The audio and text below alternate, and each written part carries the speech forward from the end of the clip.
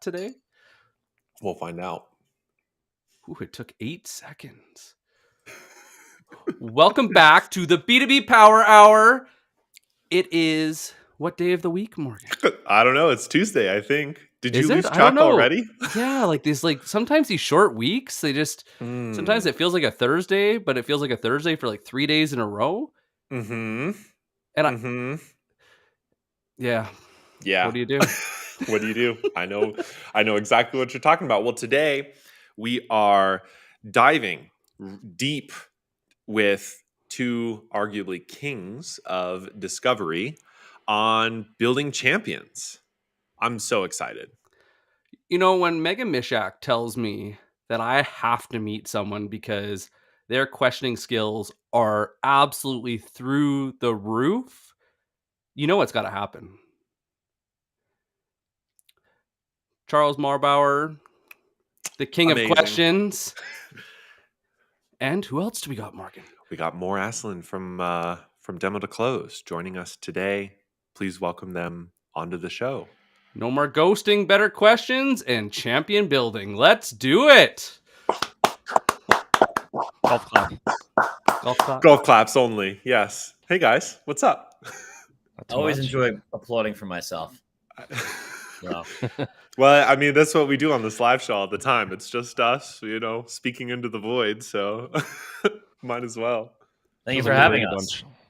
Yeah. Absolutely. Thanks for joining us. We have this tradition, guys, where we have something called the question of the day, and it's just something to get to know the audience. It's a little bit more fun. So maybe something on a more personal level. What would you like to know about our audience? What could be our question of the day? And all of us will all answer this question as well. Do you have something just fun, lighthearted? Charles, you're a king of questions. This is a question for our audience. Yeah.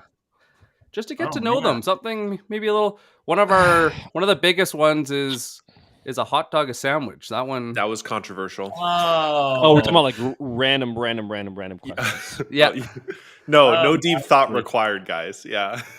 Yeah, I was going to ask for a quick fun fact about anybody, either that or a quick highlight from the long weekend. Quick highlight. Ooh, I like quick Ooh. highlight from the long weekend. Let's Quick do highlight. that. Drop it in chat. What's a highlight from your long weekend? As long as I think you're in the US and Canada. I don't know if Europe had Monday off. And yes, a hot dog is a sandwich. So. Okay. But to all you guys, while people are dropping that into chat, more, what was a highlight from your long weekend? I had a 24-hour fever. Oh. That's about it. Wow. That definitely is a highlight, though. Yeah, I'm adding that to my resume. I like it. That's my resume. Wow. Was it the COVID though? No, it was just a random fever. I have two kids, so one of them caught a cold, got me sick a little bit, and then I had a baby. Someone had a baby. Wow, somebody had a baby. Gators Jonah beat Rosenberg? Utah. That's a big deal, actually. That's a big highlight. How about you, Nick? What was the highlight? So I invested into the Hillmaster 5000, also known as Zoe, my dog. Somebody, when they sold me the dog, missed the fine print on the upgrades, and apparently on the 7000 and the 9000 model, it doesn't pull on the way down. So it got it was a quick going up and even faster going down. Oh yeah. She dragged me for most of it going down. It was quite a bit of gravel. What about you, Charles? Side note, I'm watching a great documentary on Netflix right now called The Hidden Lives of Pets. Right now, while we're doing this, you're watching it? Multitask. Very fascinating and entertaining. Highlight for the weekend. There's a beautiful, beautiful boardwalk in Long Beach, Long Island that I went to. And that was a highlight of the weekend for me. It was a beautiful, beautiful weekend over there. Sounds like an adrenaline rush. You know what? It was an adrenaline rush because I had some fantastic smoothies and some Carvel ice cream. So more of like a sugar crash, but was really, really solid. So Maura, I'm sorry that it wasn't the same highlight that you had over the weekend, but yeah, nothing can beat a 24-hour fever. I mean, that's like, as good as it gets. Things are heating up. That's great. I had what did we do? Oh, we had gone to here in Denver. They'd been reconstructing our like big art museum, and they had reopened it a number of months ago, and we just had never gone. So we used yesterday as an excuse to get down there. It's great. They've got 7 floors in one of the buildings, and it was cool. It was nice to see. They did a beautiful. It was like $100 million project or something Wow. crazy. New welcome center, new event spaces, all sorts of crazy stuff. So that was fun. Wow. Plus some beer. Plus some beer. Yep. Do any of you watch football or no? I'm not a football guy. No. Yeah, I hate football. Okay. And so, like, I never understood how people on Sundays can just sit down and watch football. I can't do it. I get the whole like atmosphere of like barbecuing, and that's fun. But I never was into that. Yeah, More on Sunday watches sales videos. Extremely true. That's actually Number one. It's extremely true. I work on Sundays typically, and on Mondays. Yesterday, so That's thought maybe great. you'd be on TikTok scrolling, that too. finding those yeah. new like sales tips. I was Sunday night. I got over my fever finally, and I was interviewing video editors on Upwork. cool. Yeah. Fun. We talked to Will Allred. Will Allred found a really good team. Yeah, Really? they've had some really good stuff recently. You had the coming out Lavender of Joe. Lavender. Yeah, man. So good. Well, anyways, thanks everyone for being here. You ready to dive in, guys? Let's do this. Absolutely. Obviously, if this is your first time for everyone joining us to B2B Power Hour, this is your hour as much as ours. We have some questions we want to dive into. We've got some things we want to know from these 2 amazing sellers. But also, if you got questions, drop them in chat whenever, and we'll get to the good ones at least. No, we'll get to them. So where I thought maybe we could start was how this is sort of a recurring question we ask a lot of sellers who are in the enterprise space, and I thought it would be a great place to maybe start today, which is how are you preparing for discovery? Like, what are you doing before you're actually getting on the call, and what are you setting up for yourself? Great question to start. And that's a punt, so whoever wants to go first. Who wants to go first? Go ahead, more. Yeah, sure. Go ahead. Yeah, I mean, some of the stuff that I like to do is I don't want to jump on the discovery and ask the obvious questions that I could have figured out during my research. So where are you calling from? Where are you based out of? What does your company do? Like these silly questions. That's something I could have found out on LinkedIn and visiting their website, or just looked at their email signature. Sometimes people have their address there, but so the basic stuff. So I just don't want to waste any time going into discovery. And then when I do get on the call, I want to sound like I've done my homework, and so that also comes from the preparation that I do. So instead of saying, hey, so tell me a little bit more about your business, I'll tell them what I know about their business. But that all comes from doing some level of research. That would be a nice change from what we've experienced, hey, Morgan? So tell Definitely. me about yourself. What's keeping you up at night? Oh, goodness. Anyways, Charles? To add on what Moore just said, because I love everything Moore says. Love you too, Charles. Not everything offline, but definitely during these chats. The number one thing I want to have is I want to have a point of view. That's really it. So whatever I have to do to ensure that I have a point of view on why I decided to reach out to that prospect, so that I can tell that prospect, this is actually why I reached out to you. I was researching your company. I know a little bit about you guys based on what I've seen, certainly not a whole lot. My sense is that because you're doing this, you might care about that. And that's something that we do. And I thought it might be worth a conversation. So the point of view doesn't have to be groundbreaking. We just started talking, but a point of view is definitely very much appreciated on the other side. Question for you then. When you work with your SDRs, do you teach them to look for anything when they're prospecting to start building that point of view? Like, do you give them kind of like a cheat sheet of things to look for so they actually have proof, or what does that look like? Yeah, we've created assets for them, kind of like a checklist, if you will, in order for them to make sure they do not skip their own steps when conducting research, so that they can come up with their own point of view. So we give them the ability to go ahead and do that and make sure they're doing it in a structured and thoughtful way. At the same time, not all prospects are created equal. Point of view is worth doing for some prospects. It's not worth doing for others, depending on scalability and personalization and all that. So that's how I think about it. And that's what we do here at CB Insights. That makes sense. Juice worth the squeeze. Yeah, Exactly. A great quote that my girlfriend shared, who loves playing pickleball. And an elderly woman said, "The ball ain't worth the fall." So same. It depends if you're playing professional or for fun.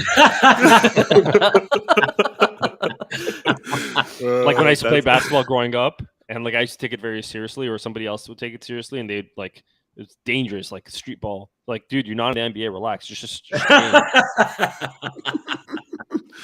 More plays to win. I respect that. So what's interesting to me about this, and I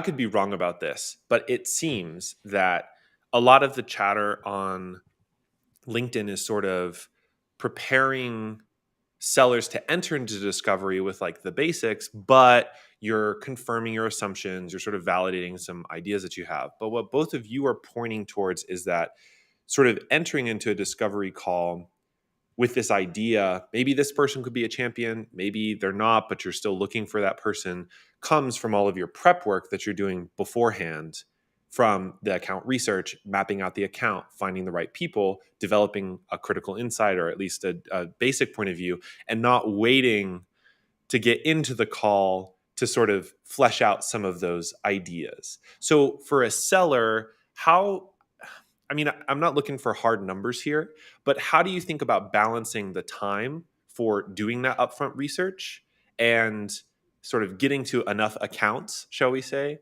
in a given week? How do you think about balancing that out? Do you put like structures or limits on how much you're spending per account? Or I don't know. I'm sort of curious in that general direction. Charles, you let me go first last. Yeah, that's true. Yeah. Tip for tat. Yeah, so you might not like my answer. I'd say That's enough, Charles.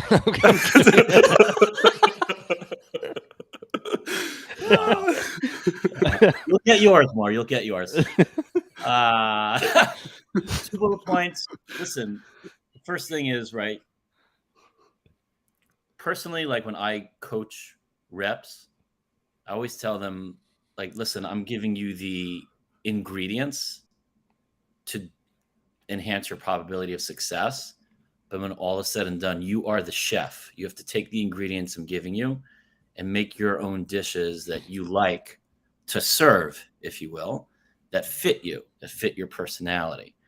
And so based on that, each SDR or account executive, they have to use their own professional judgment based on the prospect that they plan on reaching out to as to how much research they feel is enough.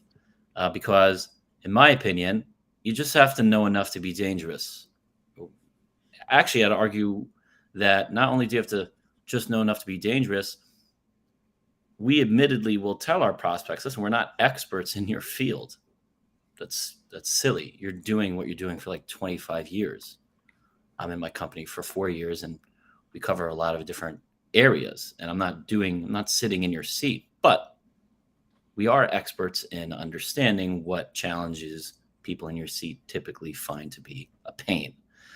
So based on that professional judgment, rolling into bullet point number 2, it could be anywhere as little as 15 minutes to an hour, especially depending on how much information there is on the prospect. Sometimes organizations that you're calling on just do not have enough information out there, or are not as active. So it's case dependent, but at the same time, you should feel comfortable saying to yourself before a call, I know I'm pretty confident in knowing enough to at least start a thoughtful conversation. But how much time? I gave numbers once. Numbers. I gave numbers. At one point you said something. I was like, Charles, I don't know if I agree with that. But then you said something else. I was like, okay. More. By the way, you don't have to agree with me. You know, we can disagree on that. I think we've established that a long time ago. Yeah, I think it could be anywhere as small as 15 minutes to an hour. Yeah. So I agree with that. There's a couple of things that I was thinking about. One, in terms of like preparing for the discovery and the mindset of it, is try not to go in. I talk about like assuming the sale. Like once you've done the demonstration and the follow-up and the multi-threading, at one point you have to assume the sale with this mentality of like, all right, it looks like it's a fit, so let me just go in with the confidence that it's going to close. But when you're going into discovery, you actually have to unassume the sale, meaning go in not assuming that it's going to be a fit, assume why it wouldn't be a fit. And so you're going in almost to disqualify the prospect. Because as a salesperson, you get excited. Oh my God, I got a lead. Whether it's inbound or outbound, I have a lead now. How do I close it? How do I get them on a demo? And you're completely blinded by your passion for wanting to make commission. And so you're blocking out all the necessary questions that you should ask to qualify them. So going in to think about disqualifying the prospects first, that's a mindset.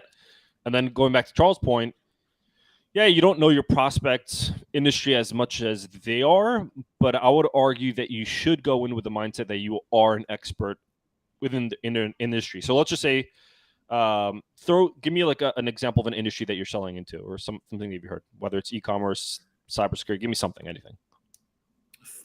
Fintech. Sounds great. Fintech. All right. So fintech, the person, let's say you're selling to you're on a discovery call with a prospect. They're in fintech. They're selling. They have. Give me a little bit more like specific. Something within fintech. Payments, automated payments. Okay. So who does that person speak to on a daily basis? No, it's a real question. Within their organization? On a daily basis, yeah, whatever. Like someone that's in payments. You're a fintech company. You're speaking to a prospect that is in payment. Who are they having conversations with every single day? Probably a finance manager. Right, about like internal stuff that they're dealing with, payments, their company.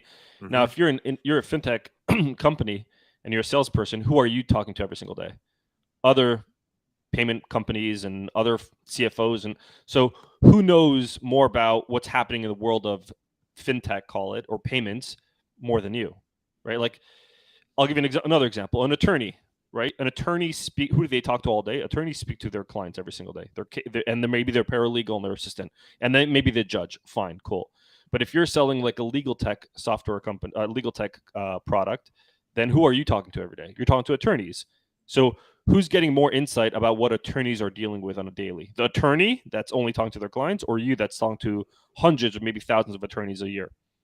So who's more of an expert? I put in quotations because obviously you can't take in 20 years of experience that a fintech person or CFO has and pack it into yours, but it's a mindset thing. It's like I speak to these types of folks every single day. I actually have more customer feedback or market research based on all these different CFOs or these different heads of cybersecurity or these CEOs.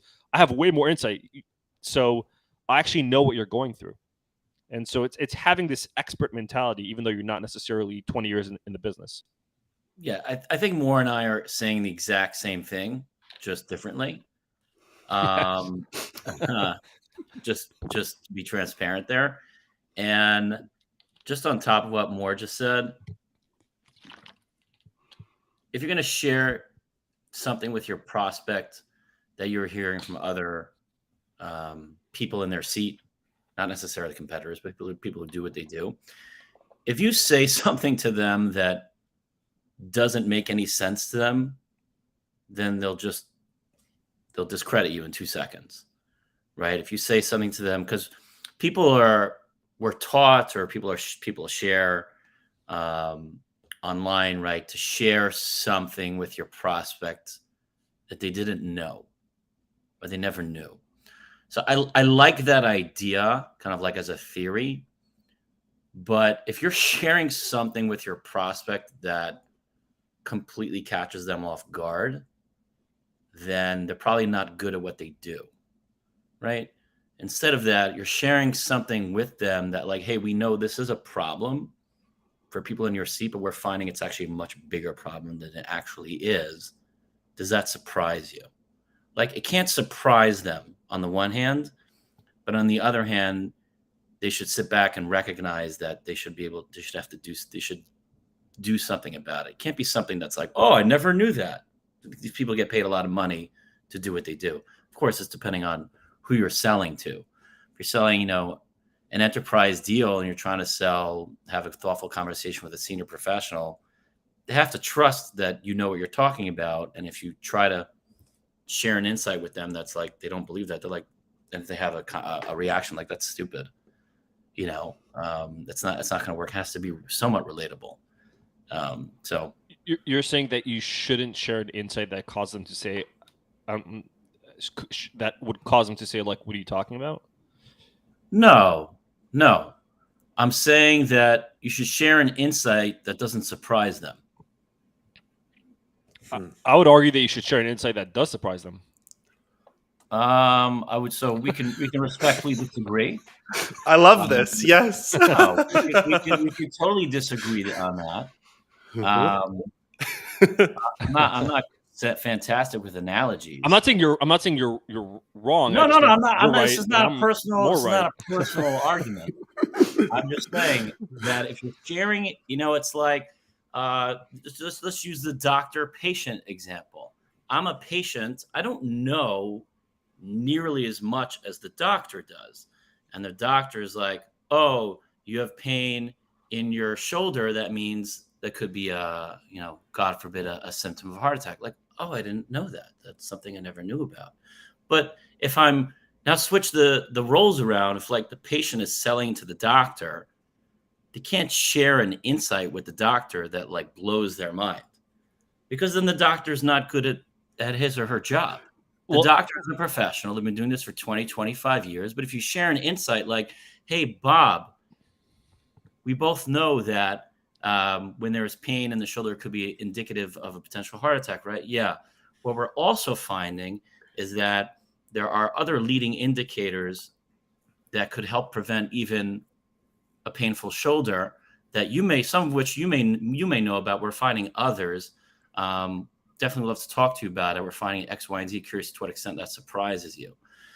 If the reaction is, wow, I never knew that, I would be very surprised if that was their reaction, as opposed to, I'm looking for this type of reaction. Yeah, I've thought about that before. I've seen that before. We've discussed it internally, but we haven't really done anything about it. Can you tell me a little bit more about that? That's the reaction I'm looking for. So it's not black or white. It's more gray. Yeah. I think more, to be honest, it would be depending on who you're selling to, right? There's all these nuances, but it goes back to my point of, you speak to your types of prospects every single day, whatever that title is, and so you're actually getting a ton of insight. Like, we'll pick I don't know. Let's say you're in Gong, right? You're selling to other VPs of sales. Now, VPs of sales on a daily are really talking to their CEO, their sales managers and sales directors, maybe some of their AEs, and maybe some other executives. Fine. If you're a salesperson in Gong, you're talking to more VPs of sales than the VP of sales that you're selling to is talking to a VP of sales. So you're actually getting more insight about how other people are running their sales teams. So you can actually share insight that this VP of sales didn't think about, because they're in their own little world where you're exposed to so many different ideas. They may not have thought about it, but it still doesn't surprise them. Actually, building on shared knowledge. The thing I keep hearing is proof. There's proof in the pudding. You guys are building on shared knowledge, and you're connecting the dots that maybe they didn't before, and that might be shocking. But you're coming back to that shared knowledge and taking them on that journey through that conversation and your questions. I think that's kind of where a lot of sellers, we can all agree on that. Yeah. I think that's where a lot of sellers get mixed up, is they don't have any proof. They throw out all these ideas, or they come in with the me pitch. And because there isn't that shared knowledge, I think that's why they get shot down. They're like, why is this important? Why are you reaching out to me now? Why would I change? Like, why is this important? And I think it's what you guys highlighted is that you're answering that right off the bat of, this is why. I think I've heard Moore speak about this in a conversation on a different podcast. I may be making this up, but I think Making it up. there's definitely more. Uh, Moore said, like, you and the prospect always have to know, why are we still talking? Period. This is why I'm still on the phone. Why are you still on the phone? Every phone call, why are we still talking? Why did you want to take this call? Why do you want to take another call? Why is it worth, bringing on other folks on the team? That why has to be there, throughout. And I want to tie this in because we've had some good comments. That was what I was going to say, and also to the topic of today, which is that what I suspect, sort of on the surprise side, Charles, is that you have this mental model or tacit knowledge that people who are like, I've never heard that before, are probably really bad champions. And they're not going to continue moving forward the deal. They may shut down the conversation, they may be resistant, et cetera, et cetera. And I like the way that sort of you both are addressing on either side of this, what Nick was discussing, in that you're bringing insight to the table, something that's interesting to them, maybe something they haven't connected the dots yet, but it's still new, just not shockingly new. And I like what it sounds like is you're listening for a balance in the response. And so even to sort of step out of the specifics of surprise and shock and all the rest of it, when you're on a call with a prospect, what are you listening for to begin to identify whether this person could be a champion for this deal? Obviously, challenger language calls them mobilizers, but however you think about champions, like, what are the things you're listening or watching for to say, yes, this person might be able to help carry this enterprise deal across the finish line? My turn? Yeah, Mor, your turn. Appreciate it. Couple of things. I'm listening to their tonality. If they sound timid or confident, it's a really important piece. Their body language. If they're answering my questions with like certainty, conviction. A lot of times you speak to somebody that is not the champion that you think is a champion, and then ends up being like the assistant of the champion, right? And then they're answering like, "Oh, it's a good question," and they give you a very broad, vague response, and then they sort of brush you off. And so if they can't answer the difficult questions or the questions that are like the pillar questions, those are some signs. Basic stuff. Nice.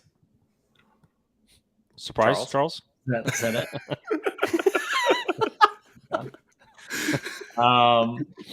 I care. I want to see the reaction I'm looking for is the prospect buys into what I'm saying and follows that up with either, yeah, that's something that we've been talking about internally, or shares a story with me.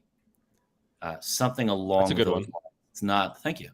It's not limited to those two buckets, but I want a reaction like, yeah, Morgan, you make a good point. No, that's definitely not a surprise. We recognize that is a problem. In fact, we just did X, Y, and Z, and that's something that we keep realizing is being exacerbated as X, as ABC gets worse, or so on and so forth. Like, I want a buy-in. So now they're at a point, even very early on the call, where they're like, okay, listen, this person knows that this is a problem.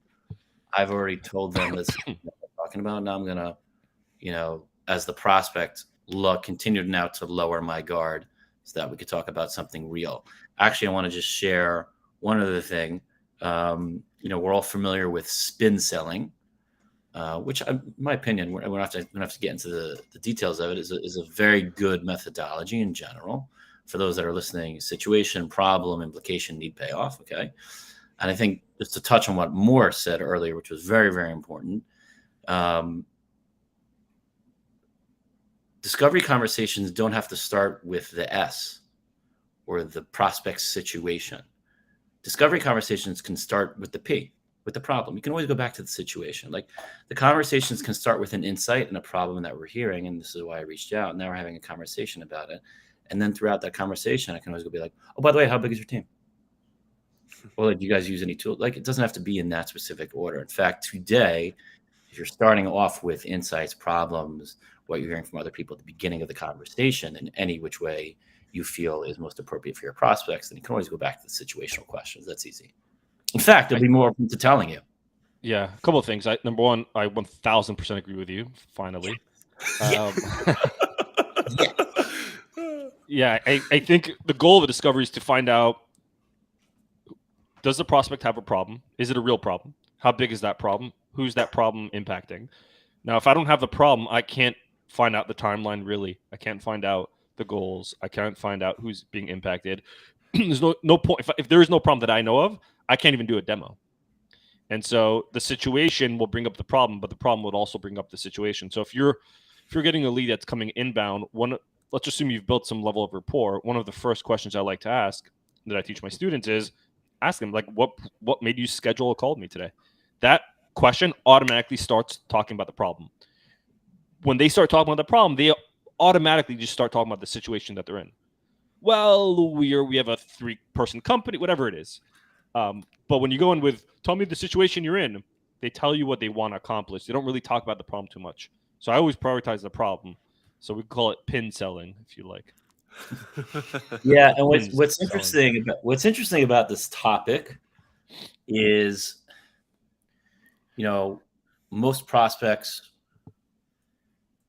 even if they know they have a problem, won't necessarily tell you what they feel their problems are because they don't want to be, sold, so to speak. So they have their guard up. And so they're not going to tell you what their problems are. And so it's part of our job to not necessarily uncover them, but to raise them on our own, which is what Mor was talking about earlier.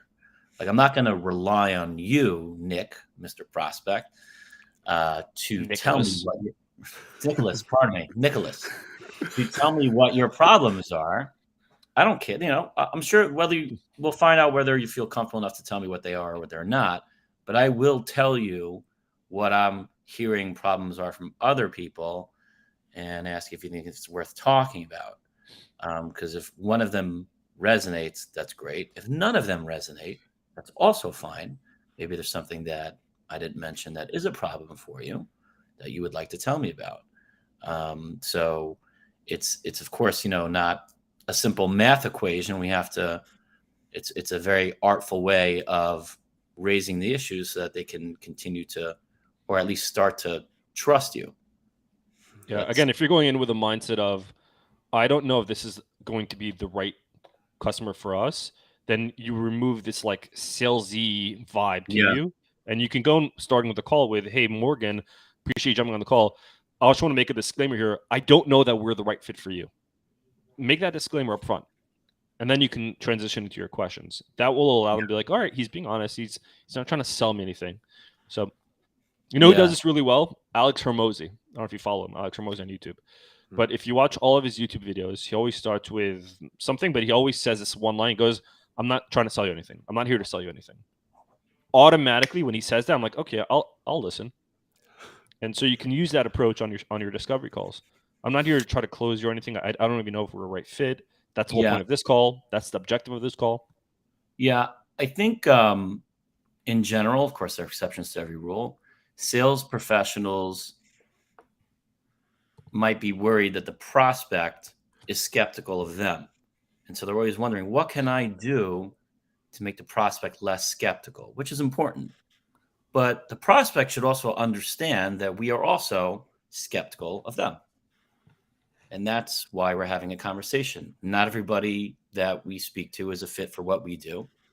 And not everybody we speak to, are we a fit for them? So we're a SaaS business. We have to understand that there is mutual fit.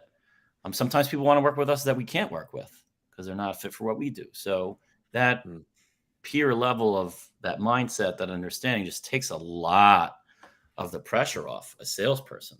Salespeople to put too much pressure on themselves to feel like they have to change minds. They don't have to do that at all. Best thing to do is for them to express like, hey, I don't know if you're a fit for us, but let's talk. And that takes a lot of the pressure off everybody. I just had a dinner the other day with with someone, a CEO of a company, and we had a blast just to like network and talk and kind of get a sense of what we're doing with our what we're doing in our professional lives. And there was no agenda to the meeting. There's not like, I'm here to accomplish this, you're here to accomplish that. It was just like, let's talk and see if there's reason to talk more. And it was just a pleasure, and people will share more on both sides. So I think you can take that level of mindset, but approach that on a sales call where you have a quota and you're like, hey, let's just see where this goes. That could be also. There's a healthy balance. Isn't that kind of like networking though, where what you're trying to do is find that shared narrative and seeing if like what they're telling themselves aligns with something that you can solve. Like when you go to networking, I always call it the race to commonality. So you got to hit on those common points where they get excited and lean in. I do wish that somebody would have told me when I was younger and selling that if people always agreed with everything I said as a prospect, that I'm talking to the wrong person, because that burned a lot of deals for me, talking to talkers that were excited to go and meet with me, wanted to share a bunch of information. But I think what we talked about earlier too is I always look for somebody that kind of pokes back and like tries to go and, are you sure? With however they say that in their questions. I think that's missed by a lot of junior sellers, because as soon as they get the pushback, they're like, oh shit, like, I was wrong, but not realizing that they're actually in the right spot. Now they need to dig in. Yeah. Ironically, I would agree with that. No pushback? What? I don't know. It's funny. I once had this call with a prospect who, liked we had a productive discovery conversation or intro call, and he didn't want to see a demo. And I said to him something like, something along the lines of, got it. Do you not want to see a demo because the problem that you share with me is just not big enough of a problem? I was like, no, it is. It actually is a big problem with us. I just, I don't think that it's a right fit. So I took it further and I said, got it. So it just sounds like you don't believe we can actually help you. And he said, yeah. Okay, good. That's like, I want to know what's actually happening. And then I said to him, we totally don't have to work together. Would you be open to being proven wrong? It's possible you might not be proven wrong. Maybe we can prove you wrong. Would you be open to that idea? And if you say no, then after that, we'll just stop talking. You think that's unreasonable? So like, I'm welcoming the disagreement, and I'm just asking questions to propose whether it's an unreasonable idea for us to talk based on, a reasonable request. Like, are you open to being proven wrong? You can tell me he's not open. Okay, then we'll stop. But I'm just using, I find, yes, emotion helps people move forward. But when you use a statement or ask a question that's kind of like hard to argue with, especially a professional, then that's also helpful. So that back and forth, that tension, that disagreement helps you. I imagine you had some level of chemistry with that prospect before you asked that question. Chemistry? When I say chemistry, I'm not talking about like you guys like loved each other, but I was going to say define chemistry. No, there was some, healthy chemistry, healthy friction, call it. We had a productive conversation. Yeah, healthy friction. We had a productive conversation. I made some points that he agreed with. He was the founder of the firm. He was skeptical throughout, which is a good sign, like you mentioned, Nicholas.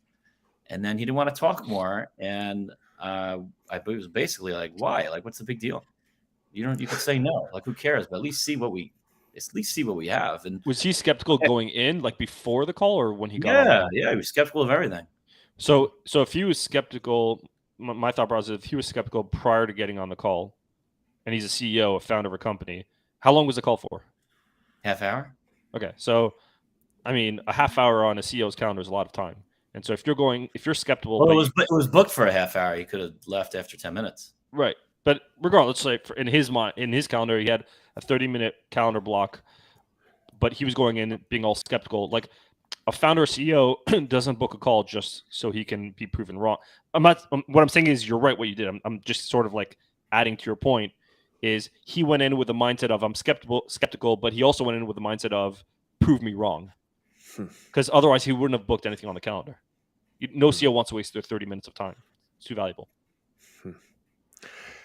I like what you're both pointing to, even as it like in this broader umbrella, which is that you're unpacking, you're doing your best. This is something I think Nick and I see a lot with junior sellers who are more new, particularly in running enterprise deals, in that you're really working to try and model what the prospect is thinking.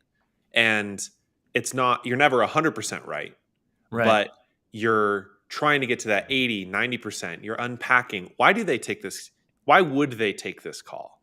Why would they be interested, especially on outbound compared to inbound? How can I connect those dots before I even get on? Because then it leads to a more productive conversation. And I feel like that's something we hear gets missed a lot, where they're like, oh, it's great. I landed this prospect. We're going to have a great conversation. And then they never spend any time thinking about what's in it for them. They're just the excited seller.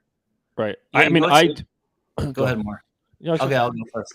We'll talk together. It's funny because SDRs will sometimes approach me and say, hey, Charles, what do you think about this email? And before I say anything, I'll ask them a simple question. And I'll say, if you got this email, would you respond to it? Not usually. Oh, I can't. I don't remember anybody ever saying, yeah. They always say, no, I wouldn't. So I'll say, okay, do yourself a favor. Rewrite the email and send it to yourself in your inbox. Act as if like you're the prospect. Open it up, read it. And if you say to yourself, wow, that's a badass email, then you have your answer. I thought you were going to say, do yourself a favor and pack your shit and get out of here. I cold prospect. Like, I get most of my leads inbound, but I still cold prospect.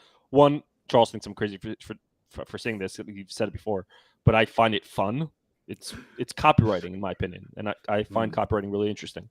What did I want? Oh, so when you get a lead that came from some sort of outbound activity, if you've cold emailed them and you get on the call, I think the mistakes that a lot of reps make that they're not really trained for as much as they should is they're treating that outbound lead as if that outbound lead was an inbound. So they're going in and be like, hey, so what brought you over to XYZ company today? If the prospect is polite, they'll keep their mouth shut and be like, oh, and they'll tell them the problems. But if they're pretty blunt, they'll say, well, you reach out to us. Exactly. So when one of my first clients that I've gotten that I closed was from an outbound email that I sent out, and we got on the call, and I realized I couldn't ask the person like, hey, well, how'd you hear about me? Where'd you? I can't use those questions, and so I just called out the elephant in the room. So I said, hey, I know I appreciate you jumping on the call. I know I cold emailed you. You probably get 1,000 cold emails every day. What about this email prompted you to say, hey, this is worth having a 30-minute conversation with me? So I'm calling out the cold email, and I'm using that to tie into the pain point. That's great. I like that a lot. I know. It's good. Yeah, it's good. Thank you. Thanks, Thank you. Amazing. So obviously we've sort of danced a little bit around this problem, which is sometimes you get on the call with the wrong person. So, and wrong person in a right account is sort of the scenario I'm thinking about, which is maybe they're a talker, maybe they understand the problem, but they're the wrong person. Maybe you're listening, as we've detailed before, and you go, this person is not going to be a champion for this deal. Right. So what are your favorite, I like to think of these as like moments of transition. So what are your favorite ways to transition the conversation forward to get in front of somebody else inside the company that could be the right prospect or person? After you've already found out that this person's clearly not the person you should be talking to? Yeah, you're already well into the first discovery call or the first intro call with them, and you're like, this person's not the right fit. I think Charles and I spoke about this in one of our workshops that we did. I feel like it was a question that popped up, right? When we did it. I don't remember. Okay. I'm sure we can answer it. Nonetheless. Is the prospect aware that they're not the fit, or only you've been aware of it? Like you've just noticed it now? Basically, you're aware. You have the mental model that says, sure, they're interested, but they're not going to be able to carry this deal across the finish line. Let me think about that one for a second. while Moore thinks about it, I think that I think it's very similar, very little difference to what Moore just talked about calling out his own outreach to the prospect. And in general, I'm a big fan of calling things out and with your prospect. I always encourage my reps to, we call it looking for trouble, or just calling out the elephant in the room. Okay.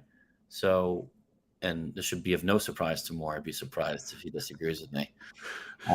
He might disagree with me just for the sake of disagreeing with me.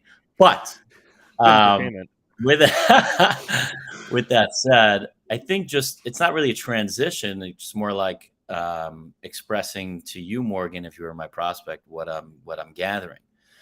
So, Morgan, I appreciate what you've been sharing with me thus far. My sense is that, correct me if I'm wrong, that you may not be the best person to, or you may not be the right person to speak with about the topic that we're discussing.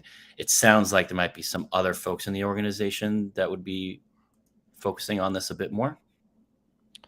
That's all. So, there are different ways to phrase it. You could say, it could be more direct. I'm very into baby steps. So that's like a baby step question before I might ask, who else do you recommend I should reach out to? So that would come before I'd ask that. But I want to at least introduce the idea. Like, it sounds like this is not the right conversation for us, but I'm guessing there might be some other people in the organization that there would be a fit for. Now you can argue, oh, you should have done your research. The other people, you can name names on the call. Maybe it's Bob, maybe it's Sarah.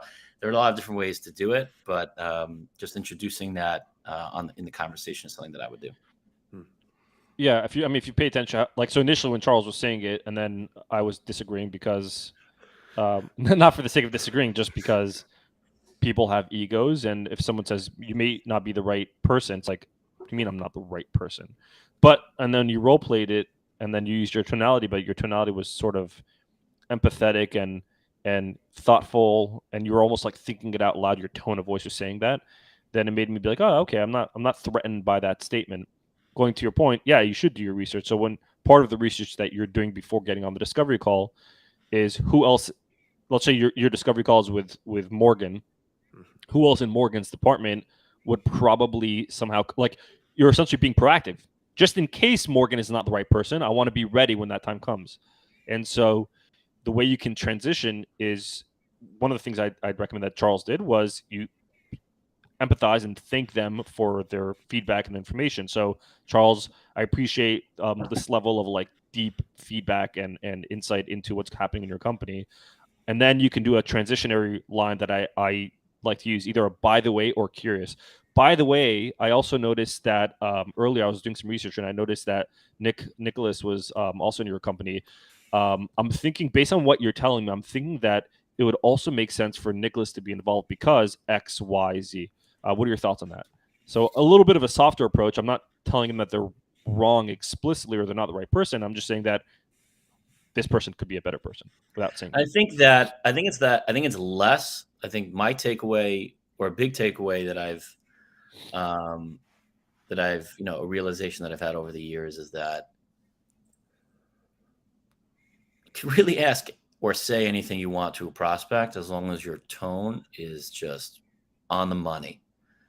You can ask anything you want. You can almost say anything you want, of course, being professional, obviously.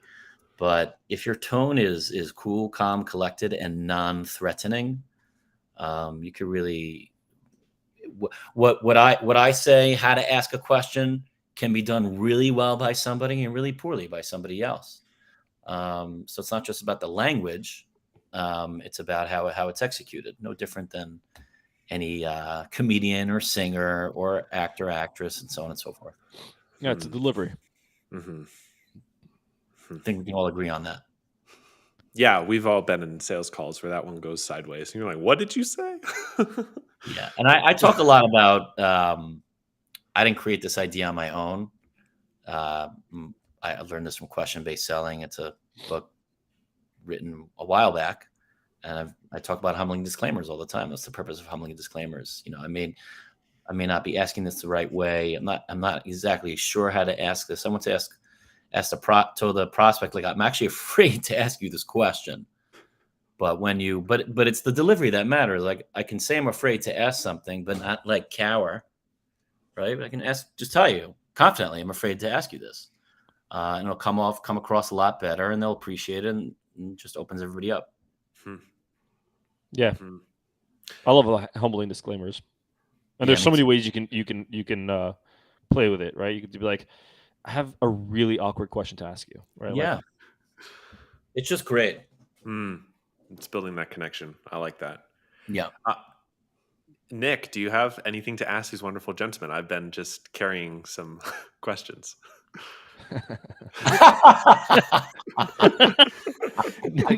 Nick, you piece of shit. I've been doing all the work. No. As you guys are talking, as we talk about champion building, funny enough, because I love prospecting, it keeps going back to prospecting. And I think about how many times I've started on the wrong foot because I didn't prospect enough. Like, my account research didn't go deep enough to have something worth talking about. And then I realized, as you guys are talking, I also, at that time, didn't find a problem worth solving. So I didn't find a big enough problem, or I would start talking about problems they didn't know they had. And we all know how that goes. Does not make for a great conversation. But I think this is like the big thing right now with sales being so automated and teams being separated from SDRs to AEs, is that we really have to pull this together so that it is that clean process, so that the reason I'm reaching out is the reason that I'm diving deeper in discovery. And the reason why, I'm having more meetings, like you said, somebody had said earlier, it's like a first date. Both parties need to decide if they want to have a second date, not just one way. And how true is that, right? And every time you guys talk about like the different questioning skills and building that value hypothesis, and like Nate Nasrallah, I always love how he talks about nailing that problem statement and the impact that it has on the organization. Unless that we have that idea from prospecting and continue that momentum into discovery, I think that's one of the biggest reasons why deals stall, is we lose that momentum. So people default to risk management. They're like, oh, actually, I need to pull in Paul. And actually, no, I need to get Bob. And the next thing you know, you got 17 people on the buying committee, and they just sink the ship because they're trying to throw bodies at it to try to go and end it because they just don't feel comfortable making a decision. Yeah, I think deals stall for two reasons. One, we'll just label this as objections, things that the prospect has seen throughout the sales motions, maybe the demo, maybe the follow, whatever it is, that sort of makes me feel a little bit uneasy and unsure about your product and your solution. And then there are things where they are not objections, but conditions. A condition is something outside of your control that happens in the organization. I learned this when I was in real estate in Keller Williams, when I got into cold calling and door knocking. My mentor would tell me, he goes, you can overcome an objection. You can handle that. You can't overcome a condition. So an example of that is someone is selling their home because they are moving to, California, and they're selling their home in Miami, and they need the money from the home to buy their place in California for a new job. Okay, that's a pretty motivated reason. Great. Prospect is more likely to buy if you can solve their problem in a very fast way. All of a sudden, that prospect finds out that they lost a job and they're not moving to California. There's nothing you can do to get them to sell the house or to work with you. Nothing. That is a condition you can't overcome. So I think it's important that when sellers are trying to push the deal forward, they can't just think of, oh, what objection does the prospect have about our product? They also have to think about what's happening internally. If the company had like mass layoffs, then a couple of things happen. The people that are still employed are probably taking over the job of somebody else that was laid off. So they have less time to focus on what used to be a priority, which is your solution. And now they're more about, let's not let the ship sink. And so now they're focused on other jobs. And so I think it's a VPs of sales and sales managers and founders and CEOs' fault for putting this ridiculous pressure on sales reps for like, you got to close the deal no matter what. They said that this was the time. Yeah, but shit happens. Like, life happens. You know what I mean?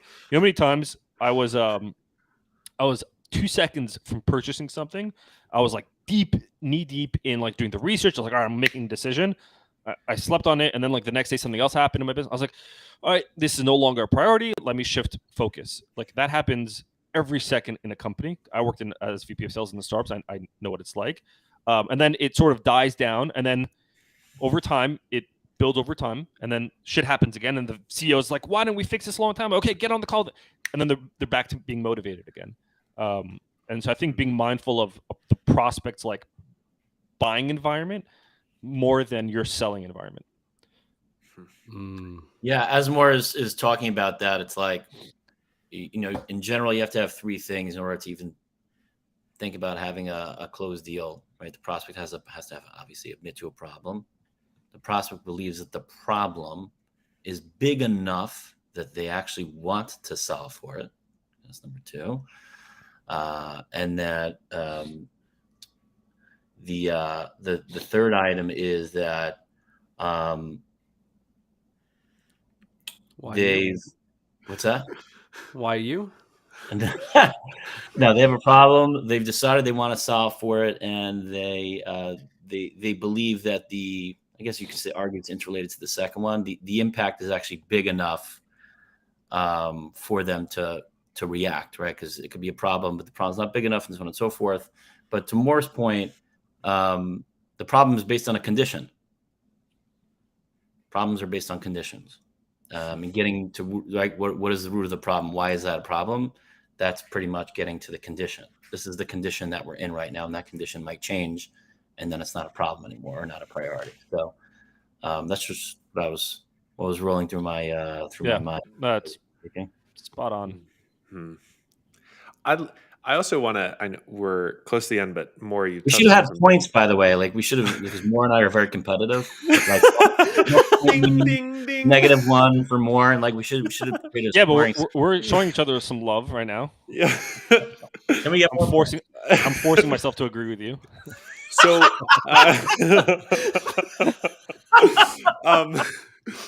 right now, actually, Saif had just dropped this in chat. Obviously, budgets are shifting, and this is true across entire SaaS ecosystems, it seems, right now.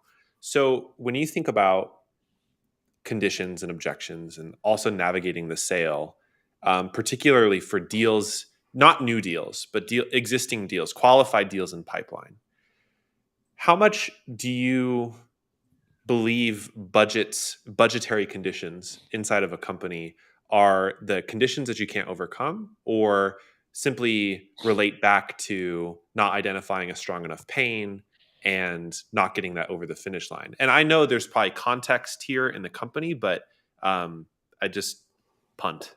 It's a hard one to answer. I'm not running my own business like Mor is. I'm an employee, so I see how we think about buying things. And we just had a demo with somebody, and I ran it by somebody on my team, and she's like, they do good stuff, it's not a priority for us. She said we also don't have budget, but don't have budget means we just is not a priority. That's all it means. If it's not a priority, it could be based on what Mor said. It could be based on a condition. Okay. I think the term budget is also like loosely thrown around. Like, I don't think, like, depends how early the prospect is going into like the stages of research. But if they're going really early, they probably didn't sit down in a spreadsheet and like, all right, let's look at our financials and let's see if we have a budget.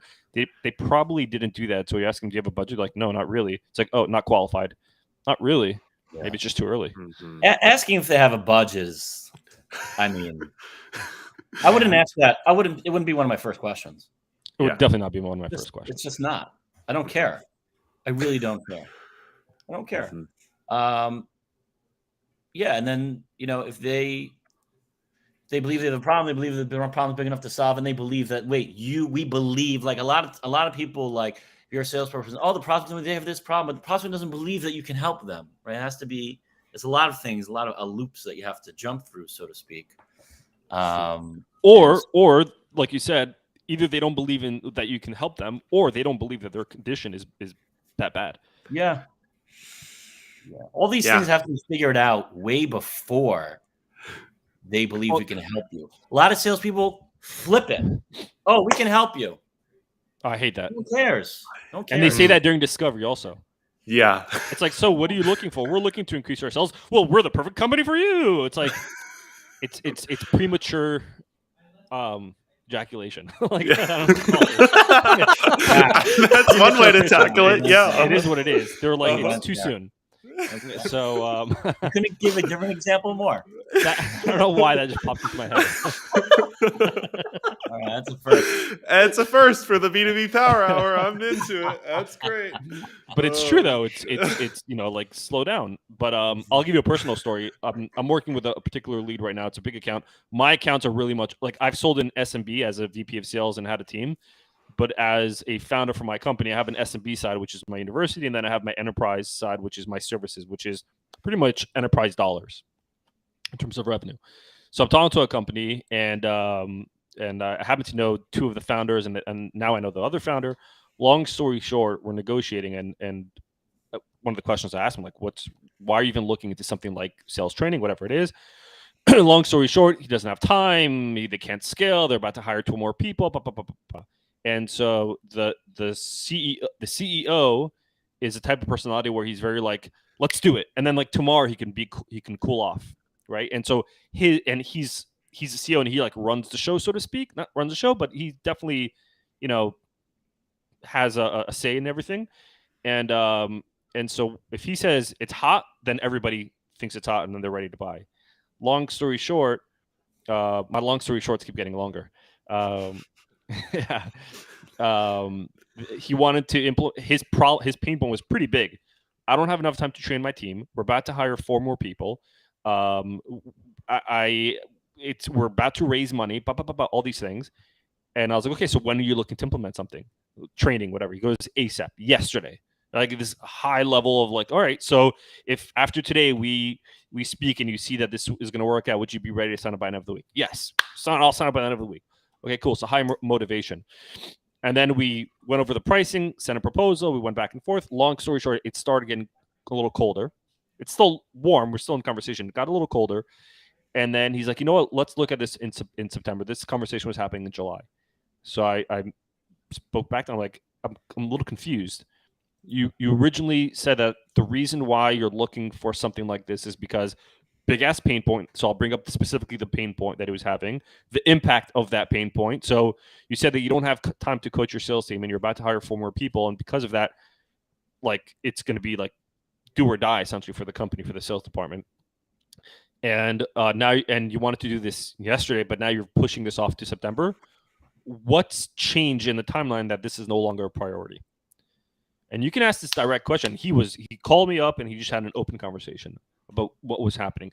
And by the way, that has a lot to do with what you mentioned earlier, your rapport with the prospect. Yes. You can't just ask that. You can't just ask that. You have to be driving in order to just ask that question directly. So yeah, there's 2 types of driving. Driving, either we respect each other and so we'll talk about it, or driving like we're best friends. There are 2 types of conversations you can have with the prospect. But essentially, I found out that the condition, it was all about a condition. The condition was everything was riding on them closing a round of funding, because otherwise, if they didn't and it was delayed, he would have to come out of pocket and pay for the service, and he wasn't comfortable doing that. So he was willing to deal with the problem until. So that's insight that I ended up finding out because we built enough rapport. I know the other founders. But if you can get to a level like that where you can, it's multi-threading, right? I've connected the founder, the CEO, the CTO, blah, blah, blah, blah. So that's just a story that's interesting to find. Like what comes to mind for me in that? Sorry, go ahead. I cut you off. No, I was going to end it with just things. I was gonna say it. Salespeople should care more about respecting one another, meaning prospect respects you, than being liked. I feel like a lot of sales professionals operate on the need for approval, and that could actually destroy their sales cycle. Being a yes person. Yeah. Being so excitable and charismatic and you should just They want to respect you and trust you. Don't have to be liked. They don't have to think you're an a-hole, but you just have to So you're pleasant. You're someone I respect, and I trust what you're saying. Let's move forward. So somehow we're at the end of this hour. This has been hilariously fun and insightful, but out of respect for our audience's time, we usually try and end close to the end of the hour, hence the name of the show. But so Charles Mor, thanks so much for joining. Thank you very, very much. Where can people find you? Where should they connect with you out on LinkedIn? Where else? What else should they do? This is a punt? Yep. Go ahead, they Mor. can connect. Yeah. They can connect me on LinkedIn, or if they're interested in sales training or sales coaching, check out demotoclose.com. Sweet. Also, check out Mor's TikTok. It's fun too. Yeah, she has a very fun TikTok. You follow me? You do? So yeah, people can reach out to me on LinkedIn as well. I also do one-on-one coaching for discovery only. Competition. This is why we brought you both on. Yeah. That's awesome. Thanks, guys. And Nick, do you want to close this out as per usual? I don't know why, but I feel like I got to turn this into a poll just to play to your guys' competitive side. Would you rather hire Charles or Mor? Because AE's asking me, how are you different than Mor? I say, I'm not different, I'm better. They're like, oh. and AE's asked me, how are you different than Charles? I'm like, who's Charles?